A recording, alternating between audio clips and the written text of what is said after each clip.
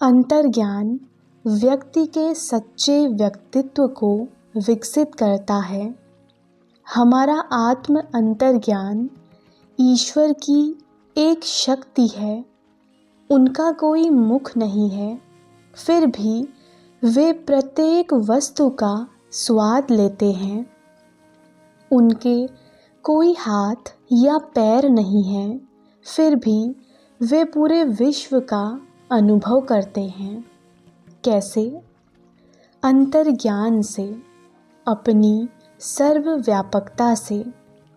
व्यक्ति अपने और जिस संसार में वह रहता है उसके विषय में जानकारी प्राप्त करने के लिए सामान्यतः अपनी इंद्रियों पर निर्भर रहता है।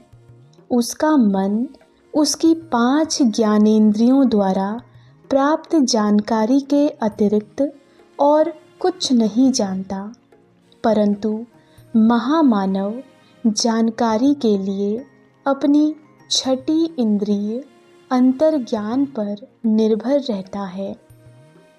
अंतर्ज्ञान अपने तथ्यों के लिए इंद्रियों पर अथवा अनुमान की शक्ति पर निर्भर नहीं रहता।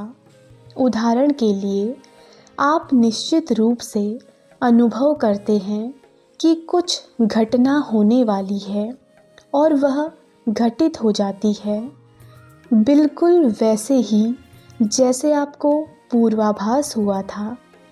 आप में से प्रत्येक को शायद ऐसा कुछ अनुभव हुआ है।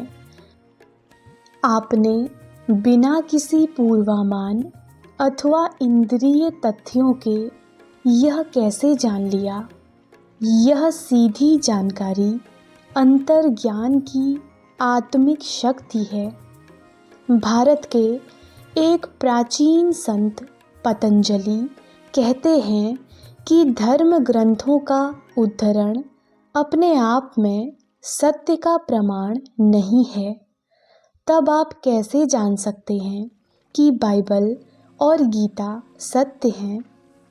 इंद्रियों और अनुमान की शक्ति द्वारा प्राप्त तथ्य अंतिम प्रमाण नहीं दे सकते। सत्य अंततः केवल अंतर्ज्ञान द्वारा, आत्म अनुभूति द्वारा समझा या सिद्ध किया जा सकता है। आपका सच्चा व्यक्तित्व तब विकसित होना आरंभ होता है जब आप गहन अंतर्ज्ञान द्वारा यह अनुभव करने लग जाते हैं कि आप यह ठोस शरीर नहीं हैं, अपितु शरीर के अंदर जीवन और चेतना का दिव्य अनंत प्रवाह है। इसी कारण जीसस पानी पर चल सके।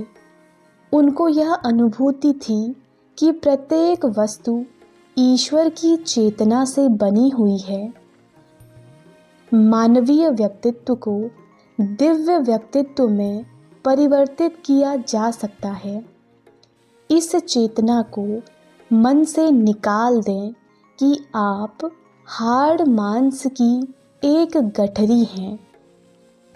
प्रत्येक रात्रि को ईश्वर आपसे यह भ्रम भुलवा देते हैं, परंतु जागते ही आप फिर से शरीर के दिखाई देने वाले कारावास में आ जाते हैं।